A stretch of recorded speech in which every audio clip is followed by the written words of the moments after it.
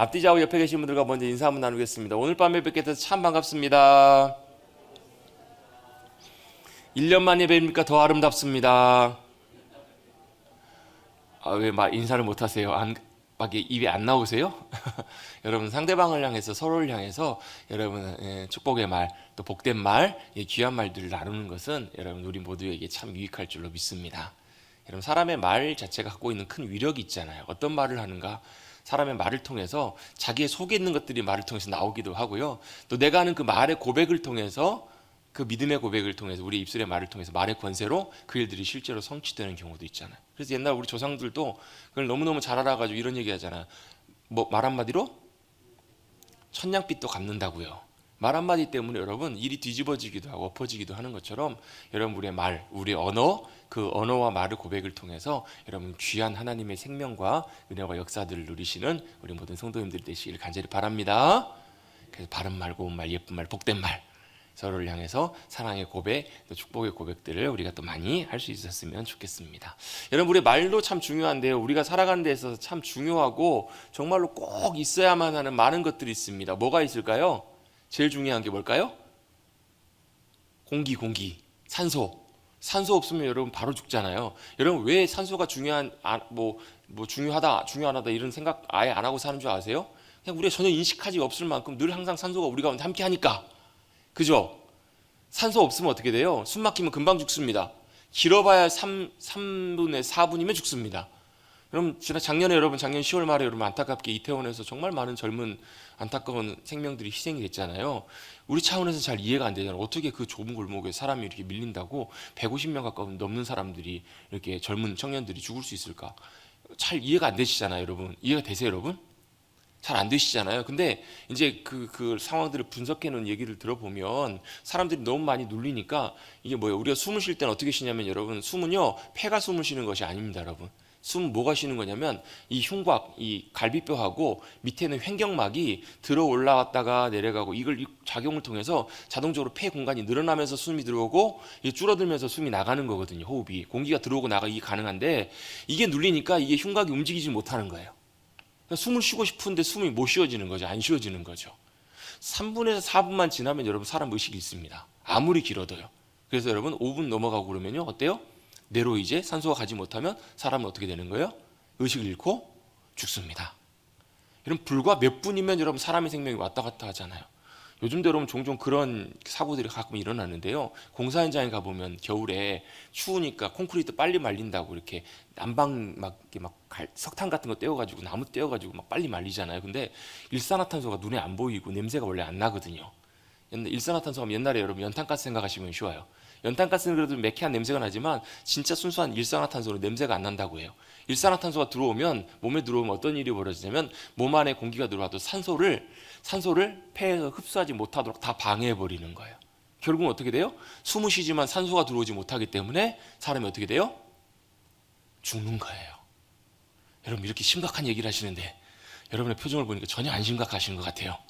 왜요? 전혀 그런 상황들을 절박하게 이렇게 우리가 심각하게 생각해 본 적이 별로 없거든요. 언제요? 물에 빠져가지고 숨을 못 쉬어본다든지, 아니 목이 졸려본다든지, 숨을 쉴 수 없는 상황에서 우리가 그런 상황이 닥쳐봤을 때만, 아, 그렇구나, 우리가 숨 못 쉬면 죽는구나, 이걸 인식하지, 평상시에는 그렇지 못할 때가 너무너무 많아서 그렇다라는 거예요. 여러분, 우리 일상에는 필요한 것들이 너무너무 많아요. 공기도 필요하고요, 산소도 필요하고, 뭣도 필요해요, 햇빛도 필요하고, 물도 필요하고, 필요한 것들이 굉장히 많아요. 그런데 여러분, 그 많은 것들 중에서 여러분, 우리 인간에게 가장 필요한 것이 있는데 바로 뭐냐면, 우리 인간에게 가장 필요한 분은 바로 하나님 아버지시라는 거예요. 산소도 필요하고 공기도 다 필요하지만요, 실제로 우리 인간에 있어서 제일 필요하신 존재는 바로 누구냐면 하나님 아버지시라는 거예요. 왜 그런가? 이유가 있습니다. 왜냐하면 하나님께서 우리를 처음 만드실 때 우리를 흙으로 만드시고, 흙으로 만든 존재에다가 뭘 불어넣으셨기 때문에, 하나님의 생명을 불어넣으셨기 때문에 우리가 살아있는 존재가 되어서 그래요. 즉 무슨 말이냐면, 하나님께서 우리에게 부어주신 생명이 우리 가운데 없다면, 또 반대로 하나님께서 우리에게 생명 주시는 하나님과 우리가 단절되고 우리가 하나님과 상관없이 살아간다면 살아있는 것처럼 보이지만 실제로는 뭐하고 똑같냐면요, 전기 코드에 플러그 빠진 가전기구하고 똑같아요. 여러분 지금 우리가 살아가는 주변에 있는 환경에 많은 우리가 유익하게 누리는 많은 것들 중에서 여러분 전기 나가면 작동 안 되는 것들 엄청나게 많습니다. 여러분 제가 보니까요 그 예전에 한번 제가 엉뚱하게 그런 생각 해본 적 있거든요. 뭐 전쟁이 나거나 그러면 그런 일이 벌어지지만 실제로 전쟁이 이런 거 아니더라도 만약에 세 가지만 딱 차단되면 어떤 일이 벌어질까? 그 세 가지가 뭐냐면 전기 끊어지고 수도 끊어지고 가스 끊어지고 이 세 가지가 딱 끊어지면 여러분 우리 일상생활이 다 마비가 되겠더라고요. 여러분 한번 생각해 보세요. 여러분 아침부터 일어나셔서 밤에 주무실 때까지 이 세 가지가 없다고 생각해 보세요. 여러분 실제로 우리 일상생활 속에서 정상적으로 별로 할 수 있는 것이 거의 없겠더라고요. 실제로 그렇잖아요. 여러분 전기 안 들어오면요 여러분 핸드폰 못 쓰죠? 뭐 TV 뭐 전화 이거 다 안 됩니다. 여러분 다 안 돼요. 냉장고 다 올스탑이고요. 뭐 당연히 엘리베이터도 안 되고요. 여러분 전기 물론 건전지로 가지만 여러분 요즘 문 다 거의 다 대부분 다 띡띡띡띡 누르고 들어가시죠. 여러분 이것도 건전지로 가는 거긴 하지만 다 전기잖아요. 어떻게 보면요. 다 안 돼요. 여러분 전기만 끊어져도 여러분 보일러 안 들어갑니다. 여러분 겨울에 난방 안 됩니다. 여러분 물론 가스로 통해 들어오지만 가스 안 들어와요. 가스 안 들어오면 뭐가 안 돼요? 밥도 못 해 먹어요. 여러분 인덕션 쓰신다고요? 인덕션 전기로 돌아가는 겁니다. 다 안 돼요. 여러분 물 안 나온다고 여러분 화장실도 못 갑니다. 요즘은요. 옛날에 여러분 안 되면 어때요? 재래식 화장실이라도 있고 그러면 물 안 나와도 사실은 화장실 사용할 수 있었지만 요즘은 다 뭐예요? 물 내려야 돼요. 여러분 물 안 나오면 여러분 화장실 사용도 불가능해요. 다 올스탑이 올스탑. 여러분 그것이 다 우리를 멈추게 하는데 여러분 그것보다 더 절박하고 가장 중요한 게 바로 뭐냐면 하나님이 우리에게 생명이 되어주시는 것이 여러분 우리에게 너무너무 소중하고 중요하다는 거예요.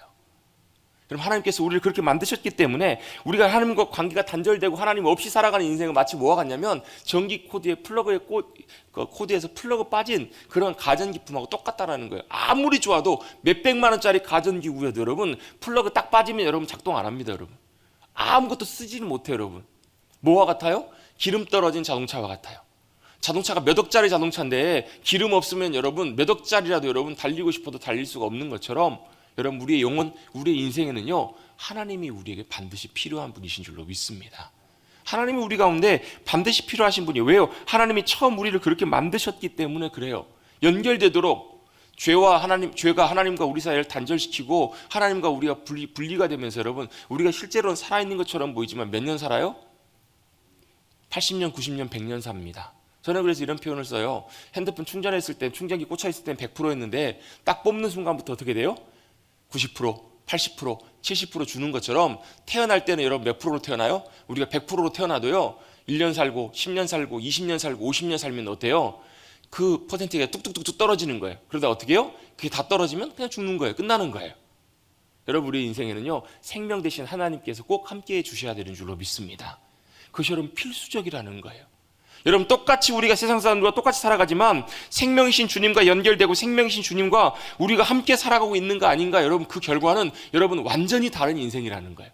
여러분 우리가 지난 우리 11월 12월 해가지고 우리 복음반 확신반 성경 공부를 배우면서 그 구원에 대한 부분을 함께 좀 나눴었는데요. 구원을 통해서 하나님께서 우리에게 영원한 생명 그 주심이 어떻게 증거된다라고 어떻게 확증할 수 있다라고 함께 나눴냐면 하나님이 우리에게 영생을 주셨는데 그 생명이 누구에게 있다고요?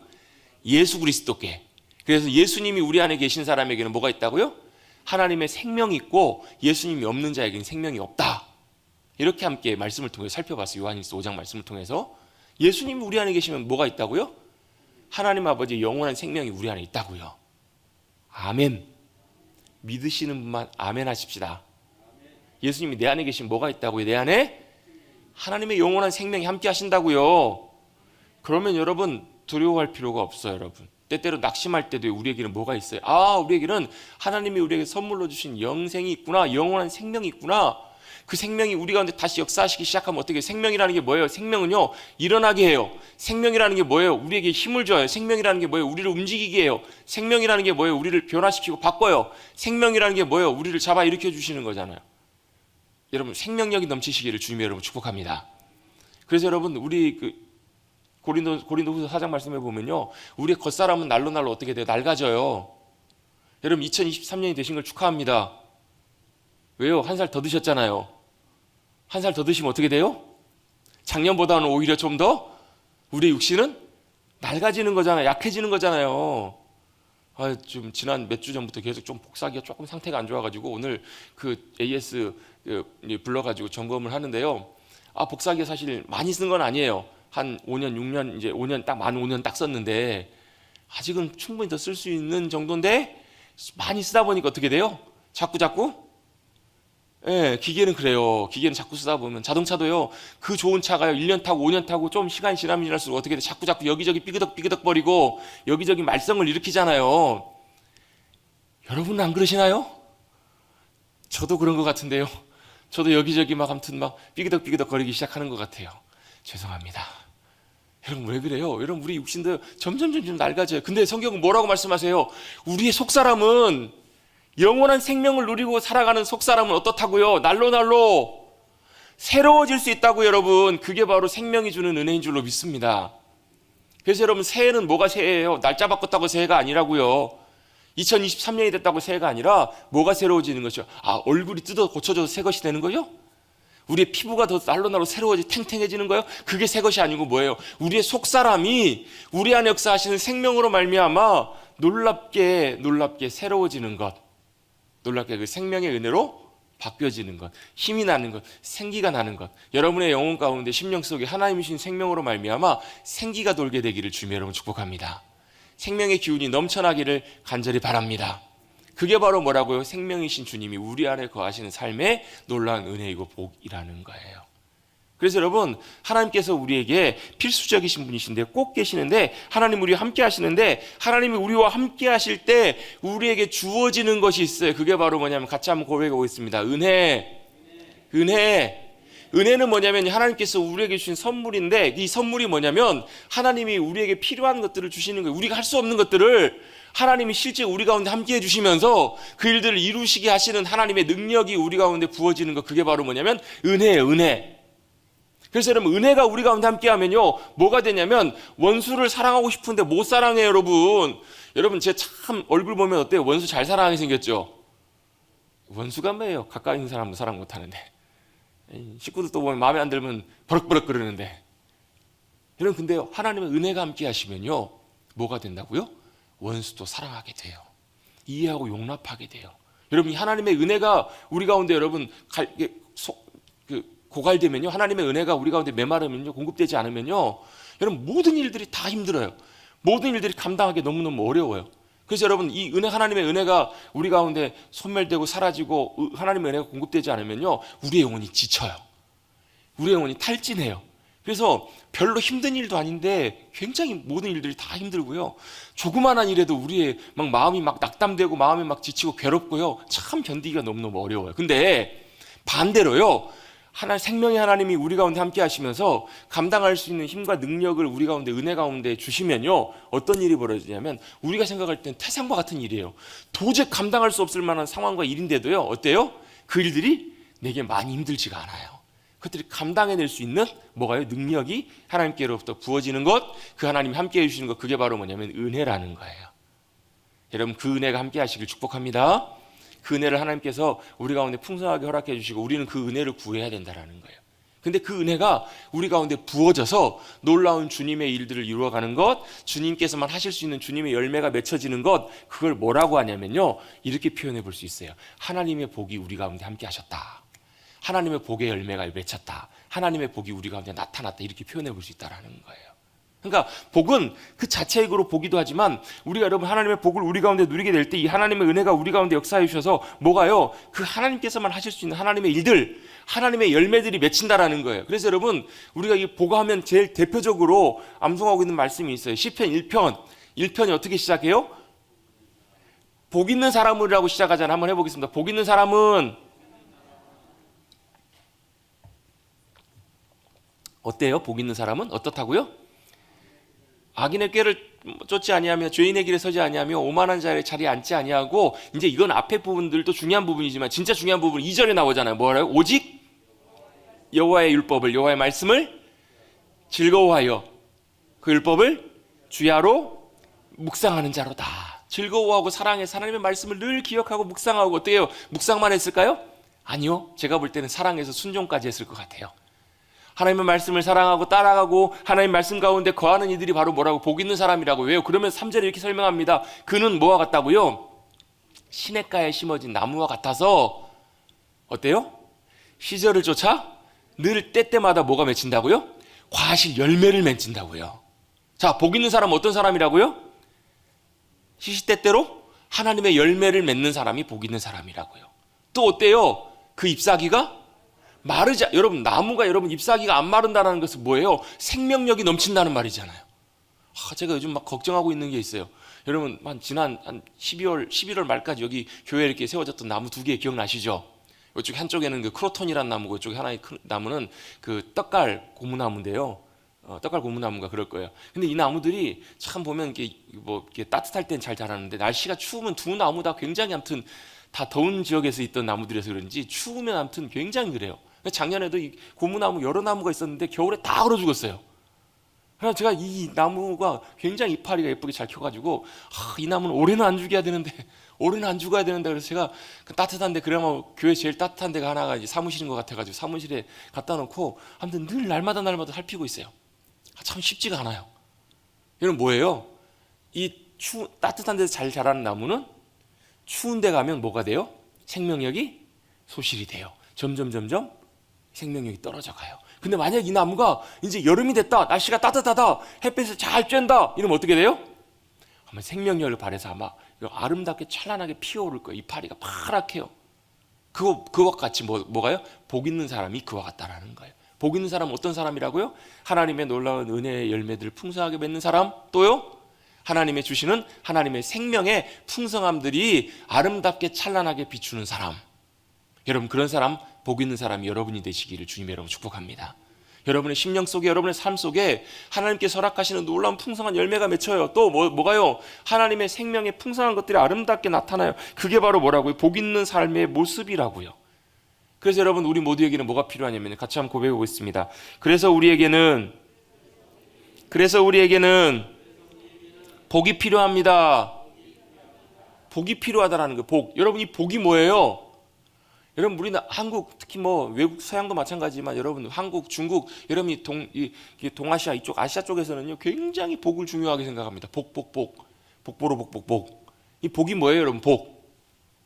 복이 뭔가요? 제가 복이 이게 참 그래요. 이게 사랑이 무엇입니까라고 물으면 참 그렇잖아요, 여러분. 여러분 결혼이 무엇입니까라고 물으면 대답하기가 참 정의하기 어려운 것처럼 복도 마찬가지인 것 같아요. 복이 뭐예요라고 물어보면 장로님 복이 뭔가요, 장로님? 복. 참 다 대답하기 참 쉽지가 않죠, 장로님. 다 같은 심정이시죠? 아니신 것처럼 대답하고 계신 분께 한번 제가 물어볼까요? 복 참 대답하기 어려워요. 저는 복하면 자꾸 보고가 생각이 나요. 그렇다고요. 복이 뭔가? 복을 참 사실 정의하기는 참 쉽지가 않아요. 제가 사전도 한번 찾아봤어요. 사전을 찾아봤더니 뭐라고 나오냐면 행운, 재수 이렇게 표현해요. 복이 뭐냐면 그러니까 만족할 만한 행운, 그러니까 운 좋게 내가 생각했던 것보다 내가 기대했던 것보다 더 생각하지 않게 운 좋게 좋은 일이 일어나는 걸 이거 복이라고 생각한다라는 거예요. 행운. 그래서 거기서 얻어진 행복 이런 걸 복이라고 정의한다라는 거예요. 내가 원하는 것이 이루어지고 또 내가 바라고 기대하는 것보다 훨씬 더 좋은 일이 일어나는 것을 복이라고 일반적으로 사람들은 생각한다라는 거예요. 그래서 뭐예요? 우리는 복할 때 많은 경우에 무슨 복이요? 여러 복들을 하잖아요. 건강의 복, 또 뭐예요? 재물의 복, 또 뭐예요? 자녀의 복, 또 많잖아요. 형통의 복, 여러 가지 많은 복들을 구하잖아요. 이게 다 연관되어 있는 게 뭐예요? 내가 기대하고 바라는 것보다 훨씬 더 좋은 일이 일어나기를 원하는 기대, 또 그렇게 일어나는 행운을 바라는 것, 이게 바로 복이라는 거예요. 내 능력보다 내 상태보다 더 좋은 일들이 일어나는 것을 복이라고 생각한다라는 거예요. 그게 이제 일반적인 의미에서의 복이에요. 그러면 여러분 여기서 중요한 게 왜 이게 오늘부터 복에 대한 내용을 나누는가? 우리 지난주까지는 믿음에 대한 부분을 나누다가 왜 오늘부터는 복에 대한 부분을 나누는가? 중요한 이유가 있는데요. 첫 번째는 왜 중요한가? 바로 하나님이 우리에게 복을 주시는 분이시기 때문에 이 복을 아는 것이 중요해요. 두 번째로는 왜 중요하냐면요. 이 복이 우리가 생각하는 복하고 우리가 기대하고 바라는 복하고 성경에서 말씀하고 있는 복이 같은가 다른가를 잘 확인해 보는 것이 너무 중요하기 때문에 그래요. 이해가 되십니까? 우리 이순자 권사님만 이해가 되시는 것 같아요. 이 전사님만 이렇게 이해를 하시는 것 같아요. 왜요? 우리가 왜 복에 대해서 잠깐 몇 주 동안 살펴볼 거냐면요, 하나님이 우리에게 복이 되시고 하나님이 우리에게 복을 주시는 분이시기 때문에 이 복은 굉장히 중요해요. 그런데 이 복이 우리가 생각하는 복하고 성경에서 말씀하고 있는 복하고 같은가 다른가 이걸 잘 확인해 봐야 하나님이 우리에게 어떻게 하길 원하시는지를 우리가 잘 알 수 있기 때문에 이게 굉장히 이 부분들을 점검하고 다루는 것이 굉장히 중요하더라는 거예요.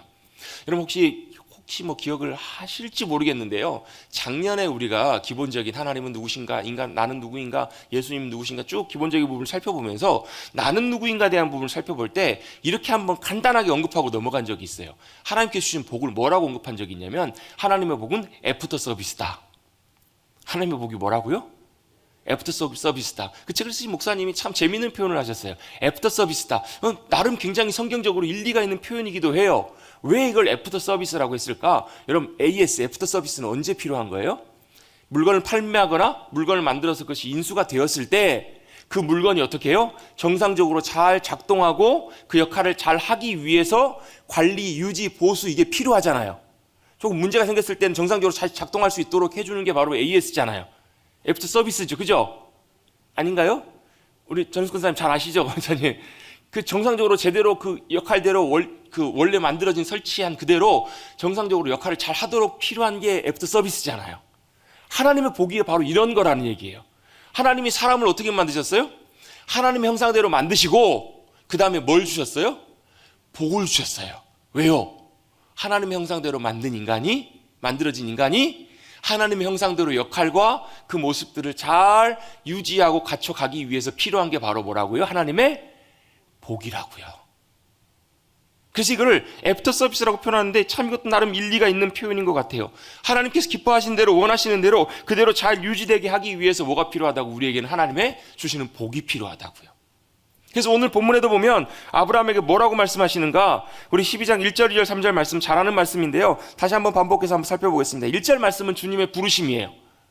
주님이 부르십니다. 아브라함은 뭐 해야 돼요? 믿음으로 따라가는 것, 순종하는 것. 이게 아브라함의 해야 될 역할이었어요. 하나님이 말씀하시고 부르셨을 때 아브라함이 믿음으로 순종합니다. 그랬더니 하나님께서 뭐라고 말씀하세요? 그러면 내가 너로 큰 민족을 이루고 내게 복을 주겠다라는 거예요. 복을 주셔서 너를 뭐하게 하시겠다고요? 크게 하시겠다, 창대하게 하시겠다. 그러면서 뭐라고 말씀하시냐면 너는 복이 될지라. 여러분 옛날 개혁 성경에 보면요, 이 개혁 개정판 말고 개혁 성경에 보면 너는 복의 근원이 될지라 이렇게 표현이 되어 있어요. 근데 이 복의 근원이 될지라는 표현은 조금 잘못된 한국 표현이에요. 왜냐하면 복의 근원은 누구시냐면 하나님이시거든요. 우리 아까 찬송가 28장 찬송했잖아요. 뭐라고 찬송했어요? 복의 근원 강림하사 찬송하게 하소서. 복의 근원이 누구시라고요? 하나님이세요. 하나님. 근데 왜 그러면 아브라함에게 너는 복이 될지라 이렇게 말씀하셨을까? 이 복이라는 말은 뭐냐면 쉽게 말하면 하나님이 복의 근원이 되시고 아브라함은 뭐가 되냐면 이 하나님의 복이 임하여서 이 아브라함을 통해서 복이 흘러가는 뭘 삼으시겠다라는 게 복의 통로가 되게 하시겠다라는 거예요. 그래서 저는 이 복의 통로라는 표현을 이렇게 우리 한국적인 정서로 이렇게 잘 표현합니다. 복덩이. 그렇잖아요. 어떤 집에 아이가 태어나면 야 너는 우리 집에 기쁨이야, 복덩이야 이런 얘기 하시죠. 여러분 다 태어나실 때 그런 소리 다 들어보셨죠? 그죠? 안 들어보셨어요? 여러분 집에 태어날 때 여러분 가정에 안 들어보셨나 봐요. 근데 걱정 안 하셔도 됩니다. 안 들으셔도 돼요. 왜요? 하나님께서 여러분을 보실 때는 다 여러분 한 분 한 분이 아브라함처럼 모기 때문에 하나님의 복덩이기 때문에 그래요. 복의 통로로 삼으시려고 아브라함을 부르셨어요. 아브라함뿐만 아니라 믿음으로 부름받은 우리 모두가 하나님께서는 뭘로 보이시는 거예요? 야, 내가 너를 통해서 나의 복과 생명과 사랑과 은혜를 다 너를 통해서 흘려보낼 거야. 이게 바로 하나님께서 저와 여러분을 향한 부르심이기 때문에 그래요. 여러분 같이 한번 고백하겠습니다. 나는 하나님께서 부르신 복덩이다. 복의 통로다. 아니 목사님 저를 아시고 그런 얘기를 하세요?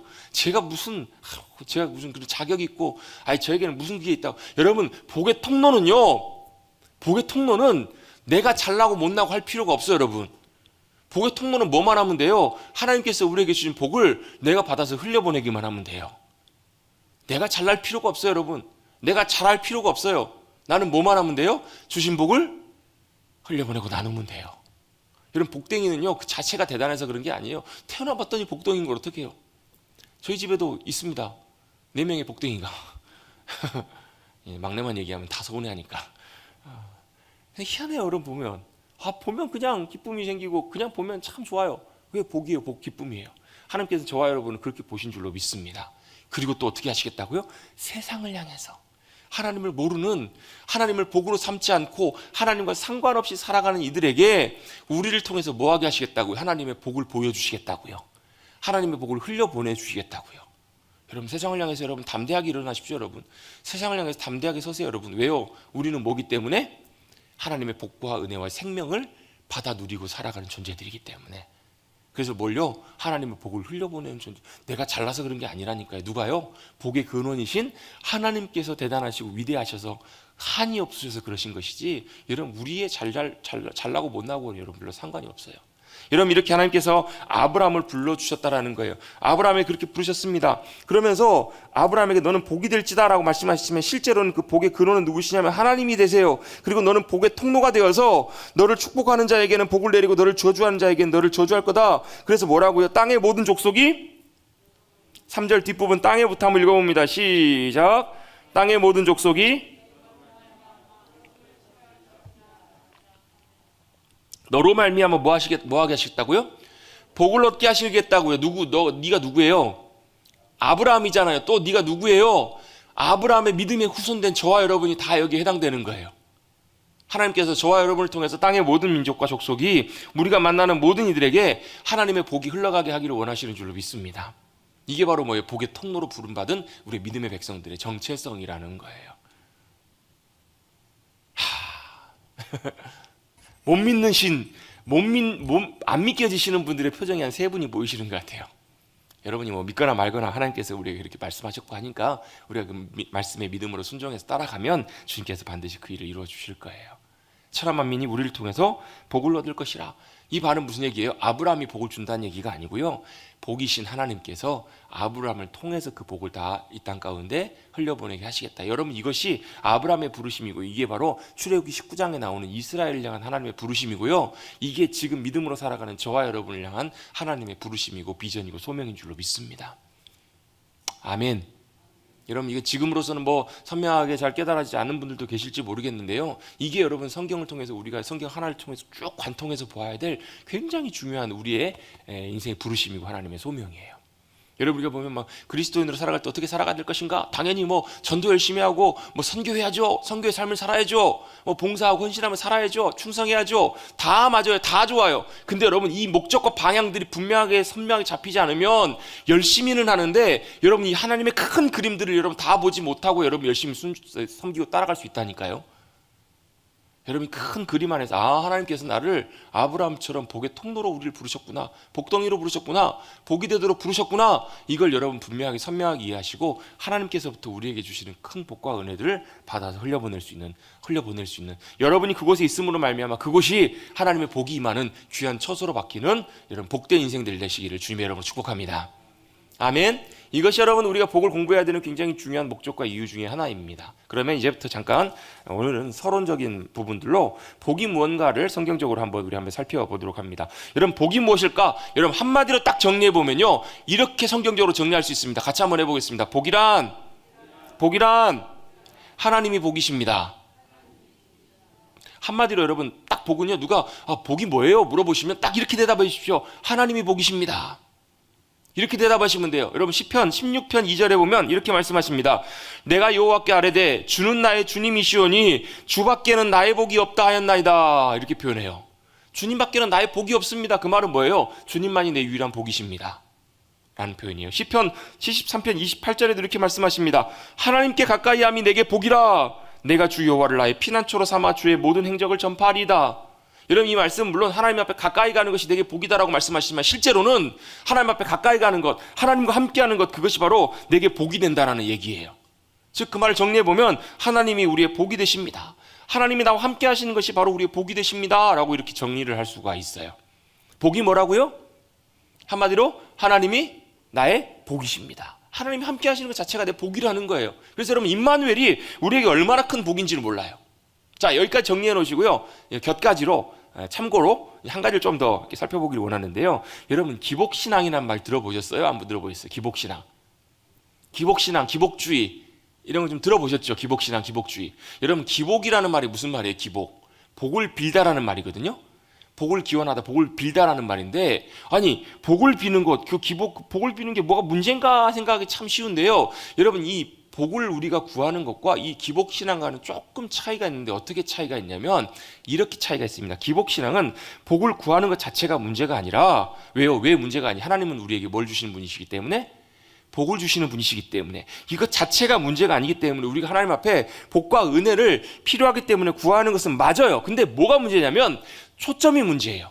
기복신앙의 초점은 어디가 있냐면 그 복 그 자체가 문제가 있어요. 그러니까 기복신앙은 뭘 구하는 거냐면 복을 주시는 하나님 앞에 우리가 나가는 것이 아니라 하나님이 주실 그 복만 구하고 나간다라는 거예요. 그게 기복주의예요. 기복신앙. 그러니까 우리가 복을 주시는 하나님 앞에 복을 구하는 것은 그건 너무너무 중요한 부분이에요. 근데 우리의 초점과 우리의 방향이 어디가 있어야 되냐면 하나님께 주시는 복보다 그 이전에 뭐예요? 복을 주시는 하나님께 우리의 마음과 중심과 방향이 가 있어야 되는데, 이 기복주의, 기복신앙은 뭐예요? 하나님이 중요한 게 아니라 내가 받을 그 복, 내가 지금 얻기를 원하는 거기에 목적이 가 있는 것, 이게 기복주의라고요. 그럼 무슨 문제가 생기냐면 이런 문제가 생깁니다. 중요한 건 하나님은 중요하지 않아요. 하나님은 뭐 하시는 분이에요? 내가 얻기를 원하는 이거를 이루어 주실 수단에 불과하는 거예요. 하나님은 뭘 위해서 존재하세요? 내가 원하는 이걸 얻기 위해서 하나의 수단에 불과한 분이 바로 하나님이 돼버리시는 거예요. 그럼 여러분 이건 굉장히 심각한 우리의 믿음의 신앙의 문제를 여러분 일으킵니다. 여러분 그렇게 구하고 나갔을 때요, 어떨 때는 하나님께 주실 때가 있어요. 근데 뭐가 문제예요? 내가 받아 누려도 뭐가 문제냐면 더 이상 하나님과의 영적인 친밀함의 관계들이 형성이 되지가 않아요. 하나님과 더 가까워지지 않아요. 주실 때는 아유 하나님 땡큐 감사합니다 하는데 안 주시면 어때요?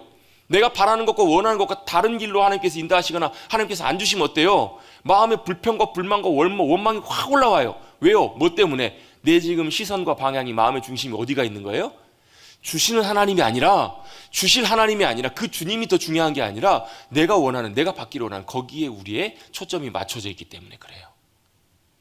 여러분 이걸 성경에서 이렇게 표현한 표현이 나옵니다. 시편 106편 15절 말씀에 보면 이런 표현이 나옵니다. 그러므로 여호와께서 그들이 요구한 것을 그들에게 주셨을지라도 그들의 영혼은 쇠약하게 하셨도다. 이게 무슨 말씀이냐면 광야에서 이스라엘 백성들을 표현하고 있는 표현이거든요.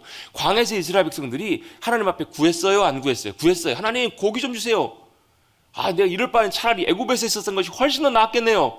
원망하고 불평할 때 하나님께서 고기를 주세요? 안 주세요?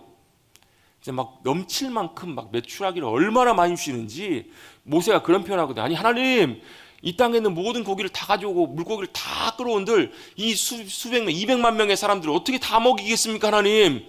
이렇게 모세도 불신의 말을 할 때 내가 못 먹이겠냐? 내 손이 짧냐? 내가 안 될 것 같냐? 하면서 하나님께서 보란 듯이 그들의 입에 진짜 단내가 나도 넘칠 만큼 하나님께서 고기를 다 주세요. 여러분 하나님 앞에 잘 구하셔야 됩니다. 하나님께서 잘못하면, 즉 하나님께서 기분이 언짢으시면요 진짜 막 배 터지게 막 넘칠 만큼 주십니다. 그러면서 하나님께서 어떻게 하세요? 그들을 쳐버리세요. 왜요? 하나님께서 다 주실 수 있는 분이시지만 그들의 마음과 중심 속에는 뭐가요? 하나님이 중요한 것이 아니었어요. 하나님 믿음으로 신뢰하고 의지한 것이 아니었기 때문에 그래요. 다 주셨지만 어떻게 됐어요? 결국은 그들의 영혼을 쇠약하게 하셨도다. 옛날 성경에 보면, 옛날 개혁 성경에 보면 그들의 영혼을 파리하게 하셨다, 파리하게 되었다라는 표현이 나와요. 이거 뭐냐면요, 그 영어 성경에 보면 wasting disease 해가지고요, 이건 뭐냐면 없어져 버린 질병이에요.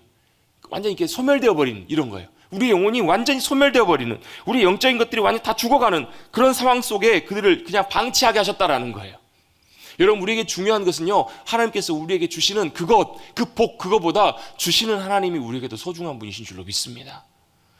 아빠, 옛날에 제가 그런 표현 잘 썼잖아요. 아버지가 월급날, 지금은 뭐 그런 거 별로 없지만 옛날에는 월급날 월급 봉투 받으셔 기분 좋으시면 들어오실 때 어떻게 해요? 시장 들러오시다가 통닭, 닭 튀긴 거 몇 마리 해가지고 2마리씩 들고 오시잖아요.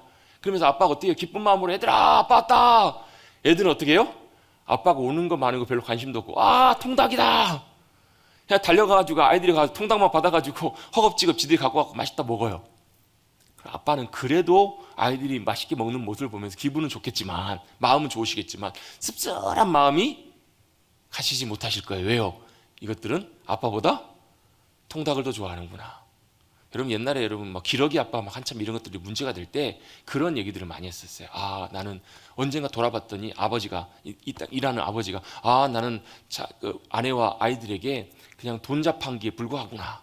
그냥 돈 뽑아 쓰는 현금 지급기에 불과하구나. 이런 얘기를 종종 자주 섞인 말로 많이 했었거든요. 왜요? 뭐예요?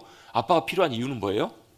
아빠가 아빠라서가 아니라 그냥 자기들 외국에서 학교 공부하고 유학하고 잘 지내는데 필요한 그냥 돈만 보내주면 되는 존재로만 인식이 된다면 이미 그 과정의 관계는 이미 다 깨어져 버린 거잖아요. 하나님과의 관계도 마찬가지예요, 여러분. 여러분 우리 하나님 앞에 복을 구하는 것은 너무너무 중요하고 필요한 부분들입니다. 그런데 여러분 기복주의로 넘어가서는 안 된다라는 거예요. 여러분 복을 주신 하나님이 더 소중하고 우리에게 필요한 분이시지 우리가 얻기를 원하는 것 그걸 여러분 그래서 여러분 우리 신앙생활하면서 그렇게 하시는 경우도 있어요. 뭐예요? 열심히 우리가 자판기에도 돈 넣듯이 자판기에서 여러분 내가 원하는 물건을 뽑기 위해서는 어떻게 해야 돼요? 거기에 맞는 뭘 넣어야 돼요? 돈을 넣어야 돼요. 여러분 1,500원짜리 음료수를 뽑는데 1,400원짜리 넣으면 1,400원 넣으면 나와요 안 나와요? 아무리 100원 부족해요 좀 봐주세요 나와주세요 아무리 소리치고 발길질해도 안 나옵니다 여러분. 1,500원 딱 넣어야 돼요. 그래야 나오잖아요. 하나님께도 똑같이 그렇게 하는 경우도 있어요. 하나님 내가 요만큼 했으니까 요만큼 헌신했으니까 요만큼 열심히 했으니까 하나님 요거 내놔야죠 안 내놓으세요. 이런 복 주셔야지 왜 안 주세요. 이게 여러분 뭐라고요? 이게 기복주의라고요. 이게 여러분 자판기 구하는 거하고 똑같은 자세라는 거예요. 여러분 하나님께서는 저와 여러분이 그렇게 하지 않아도 우리에게 있어야 될 것을 다 아시는 주님이신 줄로 믿습니다. 우리가 구하는 것보다 에베소 3장 20절 말씀처럼요 우리가 바라고 구하고 생각하는 것보다 더 넘치도록 우리에게 함께 하시고 주시는 분이 바로 하나님 아버지시라고요. 그분이시라면 여러분 우리가 그 복 우리가 얻기를 원하는 그거 아니더라도 여러분 그걸 주실 하나님께 우리의 마음과 초점과 방향을 향하시는 저와 여러분 되시기를 주님의 이름으로 축원합니다. 이게 바로 하나님이 나의 복이십니다라는 말씀의 중요한 의미예요 여러분. 그래서 여러분 우리가 구할 때는요 이게 굉장히 중요해요. 저도 예전에 하나님께서 그런 고백을 하기를 원하셨던 것 같아요. 하나님을 구하는 삶은요 하나님 찾는 삶은 이런 거예요. 여러분 안 되더라도 한번 나중에 한번 해보세요. 하나님 그거 안 주셔도 괜찮아요. 하나님 그거 안 돼도 괜찮아요. 저는 하나님이시면 충분해요. 하나님이시면 만족해요. 여러분 마음에는 안 그래도 여러분 그렇게 한번 고백해 보세요. 하나님이 진짜 좋아하십니다. 우리 마음 중심으로 할 수 있으면 더 좋고요. 하나님 그거 아니어도 괜찮아요. 안 돼도 괜찮아요. 이게 바로 뭐라고요? 이게 바로 하나님이 나의 복이십니다. 하나님을 구하는 삶의 중요한 바로 우리의 고백이고 방향이기 때문에 그래요. 여러분 그래서 우리가 복과 기복주의를 잘 구분하셔서 참된 복이 되시는 주님을 구하고 얻는 우리 모두가 되시기를 간절히 다시 한번 주님의 여러분 축복합니다. 여러분 복이 뭐라고요? 하나님이 우리 복이시라고요. 기복주의가 뭔지 조금 이제 구분하셨죠? 기복주의는 뭐라고요? 하나님께 복은 구하지만 실제로는 우리의 마음이 어디가 있는 거예요? 우리가 어디 거기에 가 있는 게 기복주의라고요. 우리의 방향은 어디가 있어야 된다고? 우리의 복이신 하나님께 향해 있어야 된다고요. 아셨죠? 첫 번째 이거 하나 정리합니다. 또 두 번째로 간단하게 이제 서론 시간이니까 우리가 좀 헷갈리기 쉬운 것 중에 하나가 뭐냐면요. 복과 축복이에요. 이게 사실은 영어 성경이나 영어나 히브리어 원어에서는 사실 이게 별로 이렇게 뭐 혼돈하거나 이렇게 할 필요가 없는데 한국말은 조금 이게 좀 의미가 약간 다르기 때문에 간단하게만 참고적으로 설명을 드릴게요. 복은 복인데 축복은 뭐예요? 복과 축복의 차이. 네, 축복은 뭐냐면요 빌축자예요.